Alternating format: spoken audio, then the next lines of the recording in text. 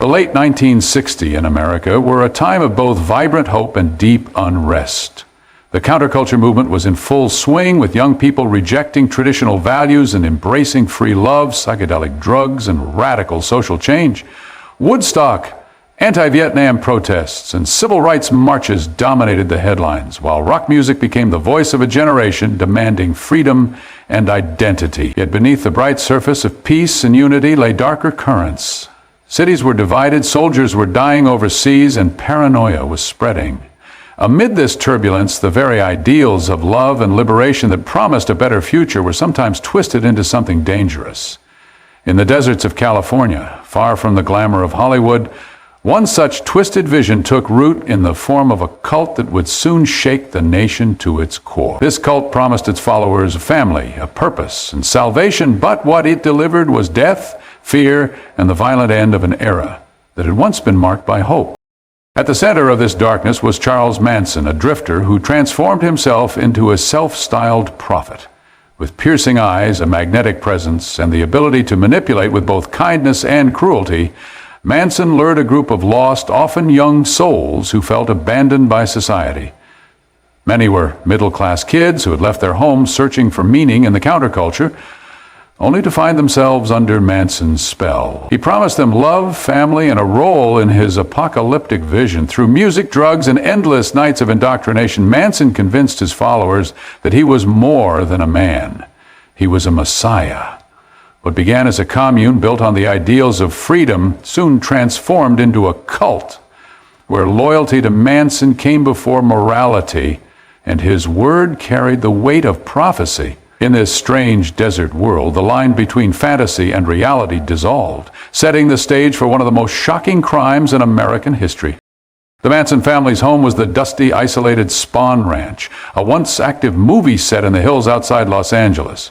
Here, Manson created an alternate reality for his followers, most of whom were women. The family lived in shacks, scavenged food from dumpsters, and spent their nights in drug-fueled gatherings where Manson preached his philosophy. The ranch's elderly owner, George Spahn, allowed them to stay in exchange for chores and companionship, especially from the young women. In this setting, far from the outside world, Manson solidified his control.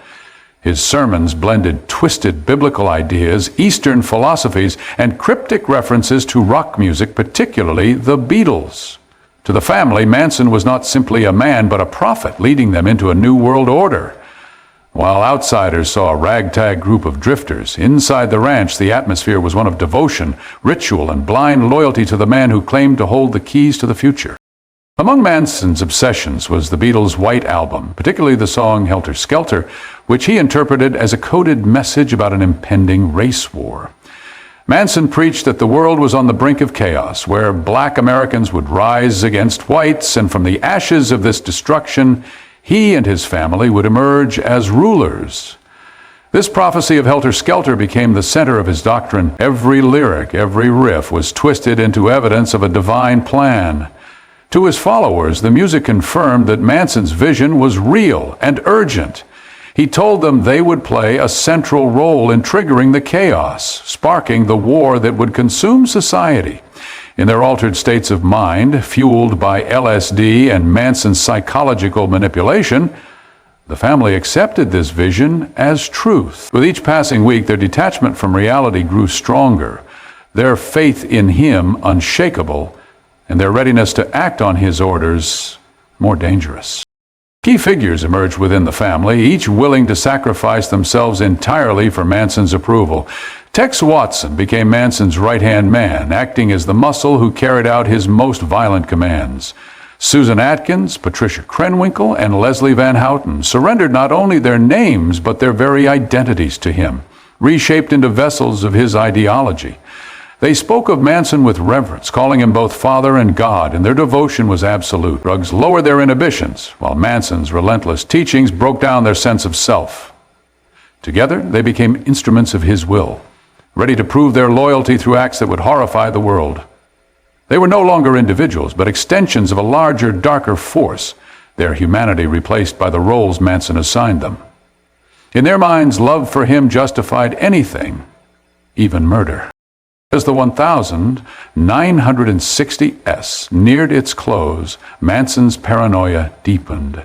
His dream of becoming a famous musician had collapsed when his connections in Hollywood abandoned him. He had once courted record producer Terry Melcher, hoping to break into the industry, but when the deal fell through, his resentment hardened into hatred. Manson saw the entertainment world as a symbol of the establishment that had rejected him. At the same time, he grew increasingly frustrated that Helter Skelter had not yet begun. He told the family they needed to act to ignite the coming war themselves. His once charismatic leadership turned darker, laced with threats and commands for violence. Loyalty was no longer measured in love, but in obedience to brutal demands. In his mind, the time for waiting was over. The family would strike, and their actions would set history in motion. The summer of 1969 was the breaking point. Manson began instructing his followers to prepare for violence, framing it as both a test of loyalty and a step toward prophecy. His words became commands for action. Do something witchy, he told them, in order to create chaos and terror that would signal the beginning of Helter Skelter. The family was eager to please him, eager to prove themselves worthy of his love and vision. The target was chosen not because of personal ties to the victims, but because of symbolic connections. The house at 10,050 Cielo Drive had once belonged to Terry Melcher, the producer who rejected Manson. Though Melcher had moved out, the resentment lingered, and to Manson, the home represented Hollywood's betrayal. By sending his followers there, he aimed to strike at a world that had denied him fame, while igniting the violence he craved. On the night of August 8, 1969, Tex Watson, Susan Atkins, Patricia Krenwinkel, and Linda Kasabian drove to Cielo Drive under Manson's orders. Inside the house were actress Sharon Tate, 8 months pregnant, her friend Jay Sebring, coffee heiress Abigail Folger, and Folger's boyfriend, Wojciech Frykowski. What followed was one of the most brutal and senseless killings in modern history. The attackers burst into the home wielding knives and a gun and unleashed unimaginable violence. Tate pleaded for the life of her unborn child, but her cries were met with merciless brutality. Each victim was stabbed repeatedly, their final moments marked by terror and chaos. By the end of the night, 5 people lay dead, and a nation's innocence was shattered. The killers left behind not only bodies, but words scrawled in blood on the walls, chilling messages that hinted at something larger and far more disturbing. For the family members, the killings were not acts of rage, but acts of devotion. They carried out Manson's will with terrifying detachment, believing they were instruments of a grand design. Susan Atkins later boasted about the murders, describing them with a chilling lack of remorse. Tex Watson led with precision, carrying out Manson's instructions as though they were sacred scripture. Even as they inflicted suffering, their minds were detached from morality, convinced they were serving a higher purpose. To them, each scream and each life taken was proof of their loyalty, their role in fulfilling Manson's prophecy. For the outside world, the horror was unimaginable, but within the family's twisted reality, it was a night of triumph, the beginning of what they believed would be the revolution to come. The next morning, Los Angeles awoke to terror. The crime scene at Cielo Drive was so gruesome that even seasoned detectives struggled to process it. The media descended quickly, sensationalizing every detail, and rumors spread like wildfire. Hollywood's elite were shaken to their core, realizing that even their gated mansions could not protect them from senseless violence. Panic gripped the city as speculation ran rampant. Who could commit such atrocities? Was it a robbery gone wrong, a cult, a gang war? The LAPD scrambled for leads, but the brutality of the crime defied easy explanation. Fear spread beyond Los Angeles as Americans across the country read about the murders and felt a new kind of vulnerability. The peace and love of the 1960s had been shattered, replaced by fear and mistrust. Something had shifted, and the world would never feel quite the same again. But Manson was not finished. The very next night, he led his followers to strike again. This time, their victims were Leno and Rosemary LaBianca, a wealthy couple living in Los Feliz. Manson himself accompanied them, but left the actual killings to his followers, ensuring his role as instigator rather than direct murderer.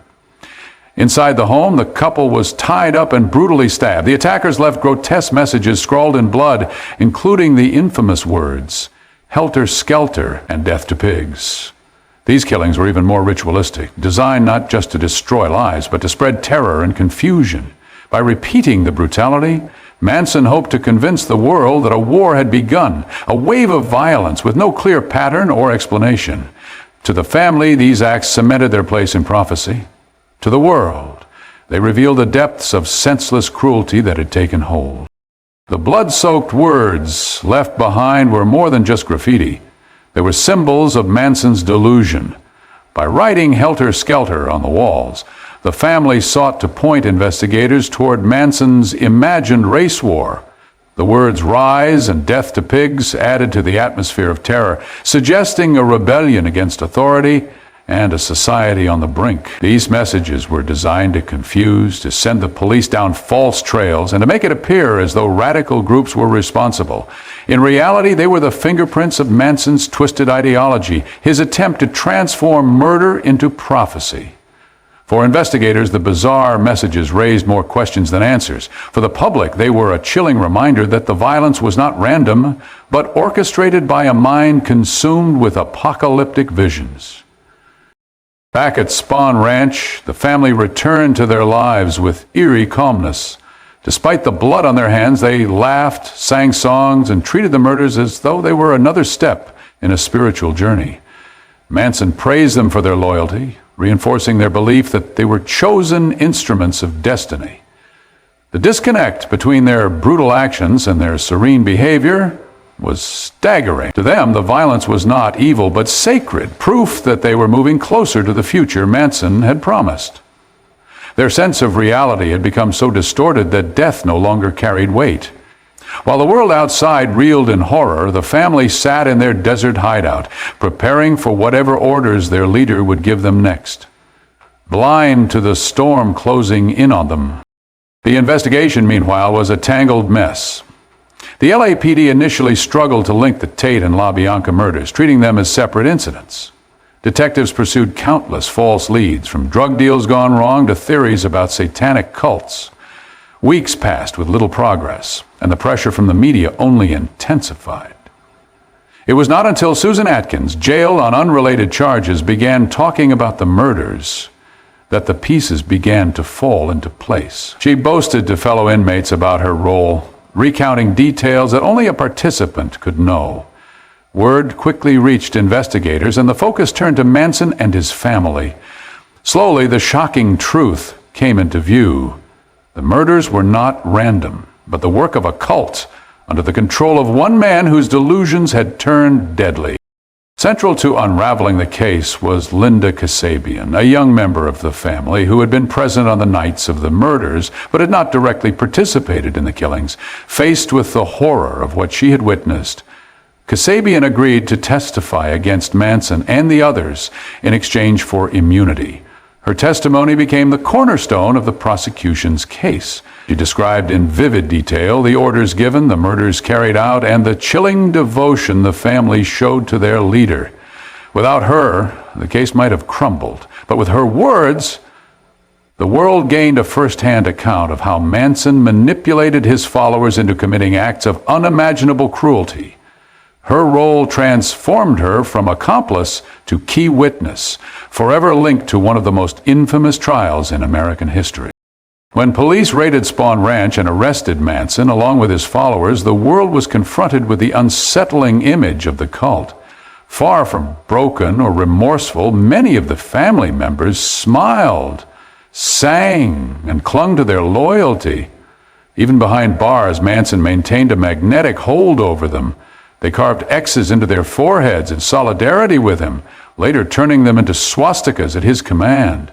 Their behavior only deepened the horror of the crimes, revealing not just murders, but a complete collapse of moral reason under the sway of a single man. As the case moved toward trial, the cult-like devotion of the family fascinated and repelled the public. The world had never seen anything quite like it. A prophet without a cause, and followers willing to kill for nothing more than his twisted dreams. The trial that followed was as bizarre as the crimes themselves. Manson turned the courtroom into a stage, carving a swastika into his forehead and orchestrating disruptions through his followers. Atkins, Krenwinkel, and Van Houten often chanted in unison, declaring their devotion to Manson even as they faced death sentences. The prosecution, led by Vincent Bugliosi, worked tirelessly to expose Manson's manipulation and show how he had orchestrated the murders without lifting a hand. The spectacle captivated the nation, blending horror with fascination. Television and newspapers carried every twist and outburst, making it not just a legal proceeding, but a cultural phenomenon.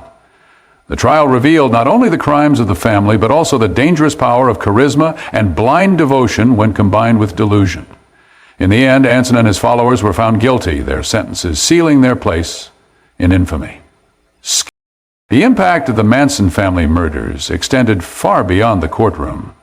To many, the killings symbolized the violent end of the 1960s counterculture. The summer of love had promised peace and harmony, but the blood on CeeLo Drive replaced those ideals with fear and disillusionment. Hippie communes and alternative lifestyles were no longer seen as harmless experiments in freedom, but as potential breeding grounds for danger. Hollywood's golden image was forever stained, its stars living in fear of unseen threats. Parents worried that their children, drawn to the counterculture, could fall prey to manipulation and madness. The murders became a cultural dividing line, marking the moment when the dream of a peaceful revolution gave way to a harsher, more cynical reality. In many ways, the Manson family destroyed more than lives. They destroyed innocence itself. Decades later, the shadow of Charles Manson still lingers. His image, wild-eyed and unrepentant, remains a symbol of evil. His followers serve as grim reminders of the power of manipulation and the dangers of surrendering one's will to another. Books, films, and endless documentaries revisit the story, each time uncovering new layers of horror and fascination. Yet the deeper lesson lies not in the man himself, but in the warning he represents. Charisma, when combined with delusion, can warp the minds of the vulnerable and turn them into instruments of destruction. The murders remind us of how fragile society's ideals can be, how easily hope can be twisted into despair, and how the promise of freedom can become a tool for control. The world may have moved on, but the scars remain, etched in memory and culture alike. The story of the Manson family is not simply about murder. It is about the darkness that can grow in the cracks of society. It is about a man who took the language of love and freedom and perverted it into commands for violence. It is about the young men and women who, in their search for belonging, surrendered themselves so completely that they lost all sense of right and wrong. And it is about a culture forced to confront its own fragility, realizing that even the brightest dreams can be corrupted by the wrong hands. The Manson family murders stand as a chilling reminder of what happens when devotion replaces reason, when prophecy replaces morality, and when evil cloaks itself in the language of hope. Their legacy is a warning, one that echoes across generations. Beware the seduction of false prophets, for the cost of blind faith can be everything.